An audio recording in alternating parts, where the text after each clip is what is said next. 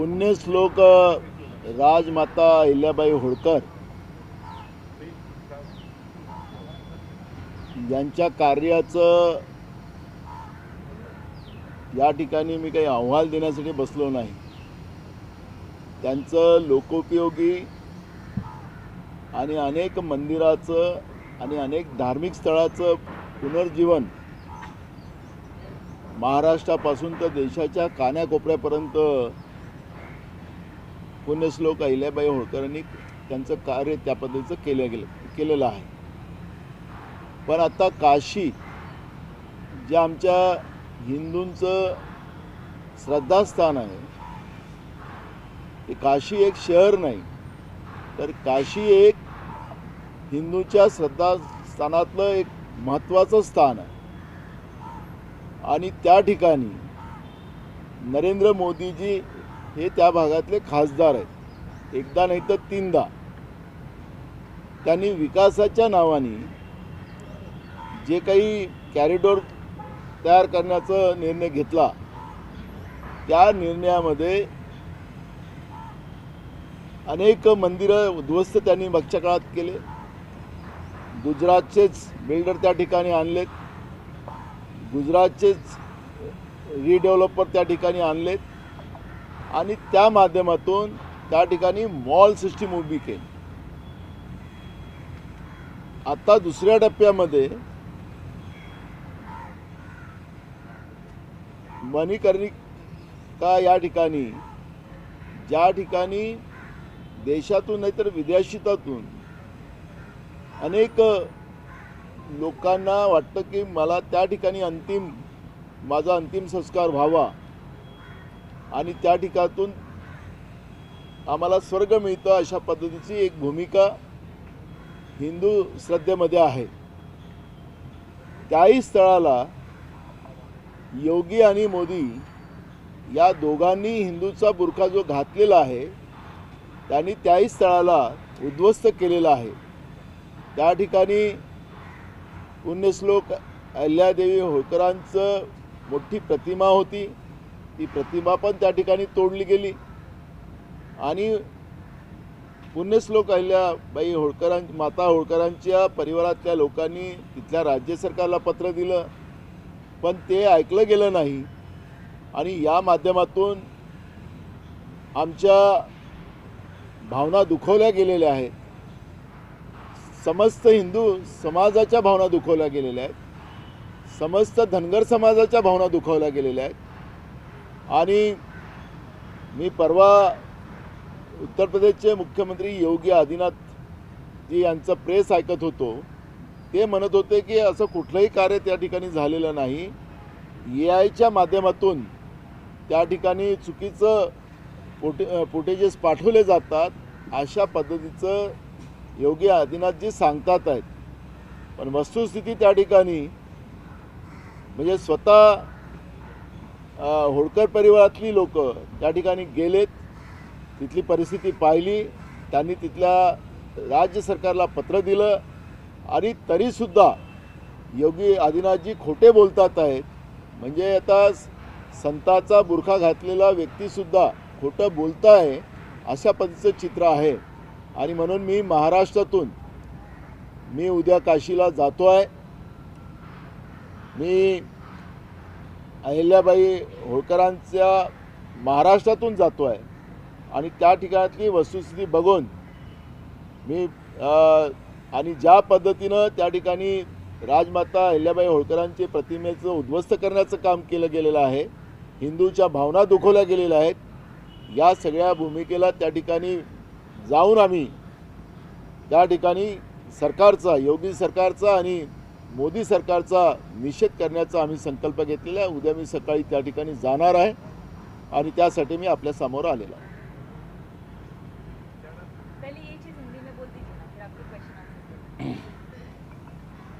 पुण्यश्लोक राजमाता अहिल्याबाई होळकर, इनका जो धर्म के लिए उनका जो काम है वो किसी को बताने का नहीं, वो तो सूरज को भी आईना दिखाने जैसे होगा। और उनका महाराष्ट्र से लेके तो पूरे देश में राजमाता अहिल्याबाई होलकर ने जो काम किया है, कई जगह में मंदिर का निर्माण किया है, कई जगह में उसका पुनर्जीवन किया है, वैसे ही काशी में काशी विश्वनाथ जी का भी के मंदिर का भी पुनर्जीवन उनने किया था। वहाँ जो मणिकर्णिका जो घाट है, वो घाट का भी पुनर्जीवन अहिल्याबाई होलकर जी ने किया था और वहाँ पर राजमाता अहिल्याबाई होलकर की एक प्रतिमा लगाई गई थी और उनके कार्य का उससे एक पूरे नई जनरेशन को एक संदेश जा रहा था। लेकिन विकास के नाम से जिस तरह से योगी सरकार और मोदी जी वहाँ से सांसद है और मोदी जी 3 बार से सांसद है, वहाँ पे विकास के नाम से, कॉरिडोर के नाम से कहीं शिवलिंग को उद्ध्वस्त किया गया और उस सब जगह में गुजरात से रीडेवलपर लाकर वहाँ पे मॉल बनाने का काम किया गया है। बड़े बड़े उद्योजक वहाँ पर लाए गए हैं। पर्यटन का स्थल वहाँ पे बनाया जा रहा है। ये घाट को भी उन्हें उसी तरह उद्ध्वस्त किया है। वहाँ पे भी पर्यटन स्थल बनाने की उनकी सोच है। ये हमारे काशी सिर्फ शहर का नाम नहीं है, काशी ये हमारे हिंदुओं का श्रद्धा स्थान है और राजमाता अहिल्याबाई होलकर इनके जो कार्य की जो प्रेरणा वहाँ से मिलती थी, उनकी प्रतिमा भी तोड़ी गई है, उसका हम निषेध करते हैं। मैं खुद कल काशी जाऊंगा, वहाँ की हमारी कांग्रेस पार्टी की इकाई के भी लोग मेरे साथ रहेंगे और अहिल्याबाई होलकर के परिवार ने जो पत्र व्यवहार योगी सरकार को और केंद्र सरकार को किया है, वो पत्र की कॉपी भी मैं लेके जाऊंगा और इस तरह का जो राजमाता का अपमान करने का पाप योगी और मोदी सरकार ने किया है, उसका हम निषेध करेंगे और कल वस्तुस्थिती देखने मैं वहाँ जा रहा हूँ। नाना, भाजपचं सरकार हे वारंवार बोलतं की आम्ही हिंदुत्ववादी सरकार आहोत, हिंदूंसाठी आम्ही कायम पुढे असतो, मात्र त्यात हिंदूंची पवित्र मानणारी जी जागा आणि हे जे मंदिर आहे ती तोडली जाते, कुठेतरी बेडकीचे दिसून येते। बिल्कुल आहे ना, हिंदूचे आहेत ना, मुसलमानाचे आहेत ना, बौद्धाचे आहेत ना, ईसाईचे आहेत ना, शिखाचे आहेत। हे फक्त सत्तेचे आहेत आणि सत्तेतून भ्रष्टाचार करणारी भाजप आहे। हिंदूचा बुरखा घातलेले आहेत, पण हिंदूचं ज्या देशामध्ये सिख ईसाई होता, सिख देशाचे प्रधानमंत्री होते त्यावेळेस हिंदू खतऱ्यात नव्हता, पण आता मोदी हिंदूचे प्रतीक म्हणून या देशाचे प्रधानमंत्री झालेत आणि आता देशात हिंदू खतरेमध्ये आहे। असं वल्गना करणाऱ्या हे जे हिंदुत्ववादी ज्या संघटना आहेत, आता त्यांना आम्ही काय बोलावं मला त्याच्यातलं हे करायचं नाही, पण या ठिकाणी ज्या पद्धतीनं पुण्यश्लोक राजमाता अहिल्याबाई होळकरांच्या प्रतिमेला तोडून जो महाराष्ट्राचाच नव्हे, महाराष्ट्रातल्या धनगर समाजाचाच नव्हे तर संपूर्ण भारत देशातल्या हिंदूचा अपमान करण्याचं पाप या मोदी आणि योगी सरकारने केलेलं आहे। ही आमची भूमिका आहे। नाना, हल्लीच महापालिका निवडणुका पार पडल्या आहेत। मुंबईमध्ये काँग्रेसकडून 24 नगरसेवक त्यांचे निवडून आहेत, परंतु पुन्हा एकदा भाजपने आकडा जो आहे व्यवस्थित तो गाठलाय, जवळपास 88 नगरसेवक निवडून आले। तुम्ही त्यानंतर पत्र देखील लिहिलं आहे की जे बॅलेटवर आहे त्या निवडणुका झाल्या पाहिजे। बघा, महानगरपालिकेचं मतदानाचं पर्सेंटेज आपण पाहिलात आणि निवडणूक आयोगाने या निवडणुका सुट्टीच्या दिवशी न घेता यांनी सोमवार मंगळवार जे ऑफिस डे असते त्या दिवशी घेतल्या, त्या दिवशी सुट्टी ठेवली आणि हे मतदानाचं पर्सेंटेज वाढावं या दृष्टिकोनातून प्रयत्न झाला। पण आपण पाहिलं की वोटर लिस्टमध्ये मोठ्या प्रमाणात गडबड झाली आणि म्हणून निवडणूक आयोगाला आम्ही सांगितलं की वोटर लिस्ट जी आहे ती पारदर्शक आपण करावी। जी शाई लावण्याचं काम होतं ती कशी पुसली जाते तुमच्या माध्यमातून आम्ही पाहिलं। आणि दुसरं महत्त्वाचं आहे की लोकांचा आता या EVM मशीनवर विश्वास राहिलेला नाही आणि म्हणून मतदान करायला जायचंच कशाला, हा जो अविश्वास मतदान प्रक्रियेवर जो झालेला आहे त्यासाठी अनेक राज्यात बॅलेटवर मतदान घेण्याची प्रक्रिया सुरू झालेली आहे। आणि म्हणून या पुरोगामी महाराष्ट्रामध्ये शाहू फुले आंबेडकरांच्या महाराष्ट्रामध्ये जिथं लोकशाहीला दिशा देण्याचं काम ज्या महाराष्ट्रात झालं त्या महाराष्ट्रामध्ये जिल्हा परिषद आणि पंचायत समितीच्या निवडणूक आयोगाने आणि राज्य सरकारने त्या पद्धतीचा पुढाकार घ्यावा म्हणून मुख्यमंत्र्याला आम्ही दोघांनाही पत्र दिलेलं आहे आणि ह्या ज्या महानगरपालिकेच्या निवडणुका आहेत त्याबद्दलचं अनेक लोकांमध्ये अजूनही संभ्रम चाललेलाच आहे.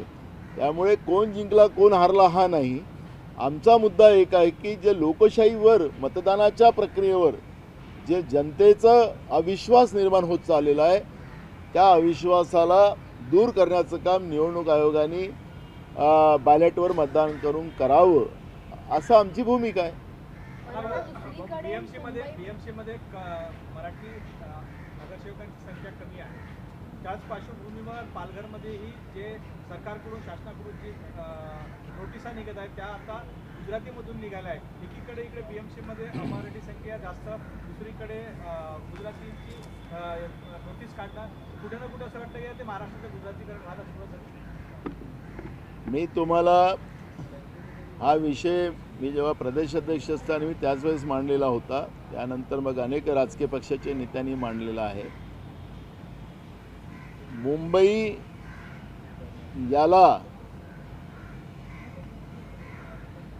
या शहरालाच महाराष्ट्रापासून वेगळं करण्याचं काम दिल्लीमध्ये बसलेल्या सरकारने सुरू केलेलं आहे. हे शहर उद्याच्या काळात हे केंद्रशासित झालं तर हे नाविन्य ठरणार नाही. त्या पद्धतीचा घाट केंद्र सरकारने रचलेला आहे. आर्टिकल 3 प्रमाणे केंद्र सरकारला त्याचे अधिकार आहेत. आता महानगरपालिका आपल्या ताब्यात घेऊन त्या पद्धतीचं एक व्यवस्था मुंबईला महाराष्ट्रामधून वेगळं करण्याचं काम त्यांनी सुरू केलेलं आहे. आणि मी हे सांगतो आरोप नाही आहे, ही वस्तुस्थिती येणाऱ्या दिवसात आपल्याला पाहायला मिळणार आहे. राहिलं पालघरमध्ये ते गुजराती प्रेम आपल्याला या ठिकाणी पाहायला मिळते. राज्यातलं सरकार हे गुजरात धार्जनी आहे हे आम्ही कालपर्यंत सांगत होतो. आता त्याची वस्तुस्थिती आपल्याला पाहायला मिळते आहे की आमच्या पालघर जिल्ह्यात ज्या पद्धतीनं शेतकऱ्यांना गुजराती भाषेमध्ये नोटीस दिल्या जातात आहेत, याचाच अर्थ एकीकडे मराठी भाषेला अविभाज्य दर्जा देणं आणि एकीकडे मराठीचा अपमान करण्याचं पाप केंद्र आणि राज्य सरकार करताना आपण पाहतो आहे. आणि म्हणून या निमित्तानं मराठी भाषिकांनाच उद्ध्वस्त करण्याचं पाप हे महाराष्ट्रातलं आणि केंद्रातलं सरकार करते आहे. त्याचंच आपल्याला दर्शन आत्ता पालघर जिल्ह्यामध्ये होते आहे. नाना, मुंबईमध्ये आता बिहार भवन सुरू होणार आहे. जेव्हा तुमचं म्हणजे महाविकास आघाडीचं सरकार होतं तेव्हा मराठी भाषा भवन उभं करण्यासाठी देखील तुम्ही पुढाकार घेतला होता, मात्र ते काही अजून झाले नाहीये. परंतु आता बिहार भवन मुंबईत सुरू होणार आहे. बघा, अनेक राज्यांचे भवन आपल्या मुंबई शहरामध्ये आपल्याला पाहायला मिळत आहे. मुंबई हे देशाची आर्थिक राजधानी आहे. मुंबईवर महाराष्ट्राचा तर अधिकार पूर्णच आहे, त्याला कोणी तोडू शकत नाही. पण जेव्हा हे देशाची आर्थिक राजधानी असताना या मुंबईमध्ये आणि महाराष्ट्रामध्ये उद्योग येण्याच्या दृष्टिकोनातून आणि या राज्यामध्ये मोठ्या प्रमाणात लागत लागली पाहिजे आणि उद्योगाला त्या पद्धतीची दिशा मिळाली पाहिजे हा दृष्टिकोन ठेवून या मुंबई शहरामध्ये अनेक राज्यांचे भवन इथं आहेत. हे काही नवीन पहिल्यांदा बिहार राज्याचं बनतं हे नाही, हे पहिल्यांदा काही असं काही होत आहे असं तर आपल्याला म्हणता येणार नाही. पण हे जे नकली प्रेम महाराष्ट्रावर दाखवण्याचं काम महाराष्ट्रातले राज्यकर्ते करतात आणि त्याचा परिणाम अनेक राज्यात आणि आपण जे धर्माच्या नावाने जे तेढ निर्माण करणारी व्यवस्था राज्यकर्त्यामध्ये बसलेली आहे त्याचे परिणाम जागतिक पातळीवरही आपल्याला पाहायला मिळते. म्हणजे एकीकडे शाहरुख खाननी पश्चिम बंगालचा खेळाडू म्हणजे बांगलादेशातला खेळाडू त्याला आपल्या टीममध्ये घेतलं तर त्याचा आपल्या देशातल्या राज्यात चर्चेच्या माध्यमातून विरोध झाला आणि त्याच देशाच्या बळकुट्या प्रधानमंत्री त्याला संरक्षण देण्याचं काम नरेंद्र मोदी करतात आहेत. आज तिथल्या हिंदूवर रोज अत्याचार होते आहे. आता त्या हिंदूवर अत्याचार होत आहे तर हे काय चाललेत का आता, ज्यांनी धर्मावर प्रेम दाखवून तिथं तेढ निर्माण करतात आहे जागतिक पातळीवर ज्या पद्धतीनं आज आपल्या देशातले, त्यांना माहिती नसेल म्हणून मी सांगतो की 10 कोटी भारतीय आज जगाच्या अनेक भागामध्ये आहेत आणि या पद्धतीनं जो तेढ धार्मिक निर्माण करून जागतिक पातळीवर जो मेसेज देण्याचं काम केलं जाते, त्यामुळे 10 कोटी लोकांचा जीव धोक्यात जागतिक पातळीवर आपल्याला पाहायला मिळते. आणि म्हणून राज्यकर्त्यांना आमची विनंती आहे की आमच्या देशाची संविधान, आमच्या देशात संविधान जो आहे तो संविधान सर्वधर्म समभावाचा आहे आणि त्यामुळे या पद्धतीनं धार्मिक तेढ निर्माण करून स्वतःची राजकीय पोळी तुम्ही शेकू शकता, पण जागतिक पातळीवर जे आमचे बघ तिथे हिंदू पण आहेत जागतिक पातळीवर, त्यांची अवस्था काय होते आहे. म्हणजे एकीकडे देशामध्ये हिंदूवर अन्याय झालेत, शेतकरी रोज आत्महत्या करतात आहेत, बेरोजगार आत्महत्या करतात आहेत, तर ते हिंदूच आहेत, तर ते रोज आत्महत्या केलं तर चालतात, पण या पद्धतीचं वेगळं जे प्रेम दाखवायचं आणि आपली राजकीय पोळी शेकायची, हे या देशात चालणार नाही, या राज्यात चालणार नाही. नाना, पुन्हा एकदा हॉटेल पॉलिटिक्स पाहायला मिळत आहे. एकनाथ शिंदे यांनी आपल्या नगरसेवकांना म्हणजे अख्खं सोडलंय, परंतु 3 दिवस हॉटेलमध्ये ठेवलं होतं. भीती आहे का एकनाथ शिंदेंना? अजून तर तुम्हाला आम्ही मागेच सांगितलं होतं की अजित पवार आणि एकनाथ शिंदे यांचा गेम भाजप करणार, हे मागेच सांगितलं होतं. अजून खूप खेळ आहे. आता तुम्ही अजून जवळ आता काही जास्ती दिवस नाही आहे, हे तुम्हाला येत्या आठवड्यातच हे सगळं खेळ चालला जाईल. आता आपल्या राज्याचे मुख्यमंत्री दाऊसमध्ये आहेत, आता किती आपल्या राज्यातले उद्योगपती तिकडे गेले आणि त्यांनाच इकडे आणणार, मग ते त्याचं चालला खेळ. उद्योग तर येत त्यांचे नगरसेवक तुमच्याकडे येण्यासाठी काही प्रयत्न काय तुम्ही सांगत आहे, पण दिल्लीवरून मुख्यमंत्र्याला आदेश चाललेला आहे की मुंबईचा महापौर भाजपच होणार आहे आणि त्याच्यामध्ये कोणाचं ऐकलं जाणार वगैरे. आता मी तुमच्या पेपर आणि माध्यमात ऐकतो आहे, पण अजून मोठे गेम होणार आहेत महाराष्ट्राच्या राजकारणामध्ये. येत्या 8 दिवसात खूप उलटफेर होणार आहेत आणि मी तुम्हाला अजून सांगतो आहे की महाराष्ट्रातल्या जनतेला काँग्रेसची सत्ता पाहिजे अशा पद्धतीचं वातावरण आहे. फक्त यांनी बॅलेटवर मतदान घ्यावं, बाकीचं मग तुम्हाला लोक बरोबर करणार आहे. शिवसेना आणि भाजपने एकत्र निवडणूक लढवली, मात्र आता शिवसेनेचे जे पराभूत उमेदवार आहेत सदा सरवणकर यांचे सुपुत्र समाधान सरवणकर, त्यांनी थेट भाजपवरच आरोप केला की त्यांनी आम्हाला हरवलं. ते चालणार आहे ना. मी तर पहिले सांगितलंच ना की शिंदे आणि अजित पवार यांचा गेम भाजप करेल आणि केला. जे पिंपरी चिंचवड, पुणे अजित पवारांचं आणि पवारसाहेबांची मालकी होती, आता कोणाजवळ आहे. त्याच्यामुळे आणि इकडे पण ठाणेपासून नवी मुंबईपासून सगळे तसंच झालेलं आहे. त्याच्यामुळे भाजप काय करणार होतं मी पहिलेच सांगितलं. त्याच्यामुळे अजून खेळ आहे समोर, अजून 8 दिवस थांबा. महाराष्ट्रात मोठ्या घडामोडी राजकीय घडणार आहेत. बिलकुल, तुम्ही थोडे दिवस थांबा, अजून खेळ खूप आहेत.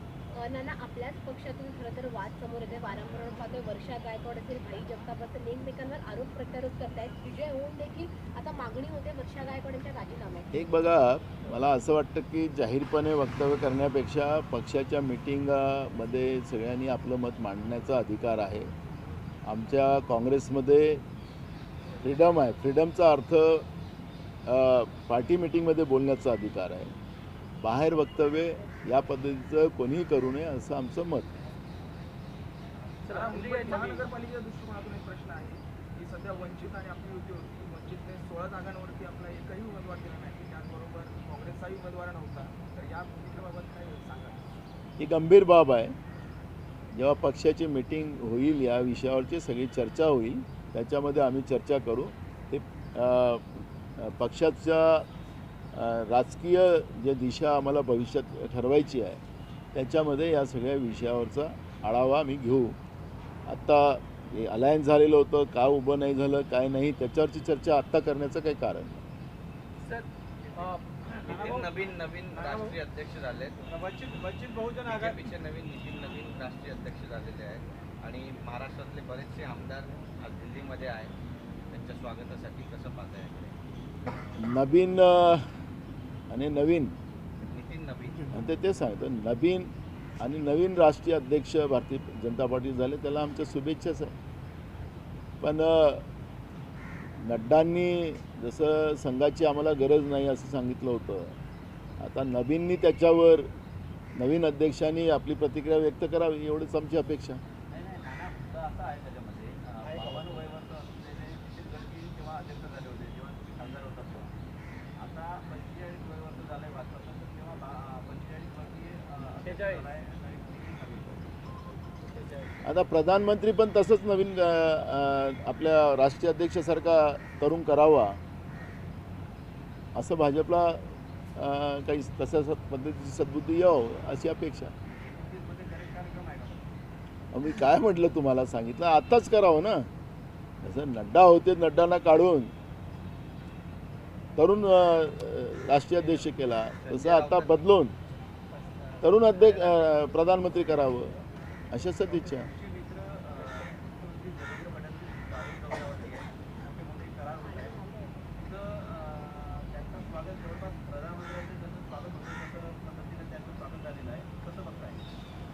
मला असं वाटतं की इव्हेंट आम्ही खूप पाहिलेले आहेत भाजपच्या आणि या माहितीच्या सरकारमध्ये, त्याची प्रॉपर अंमलबजावणी व्हावी.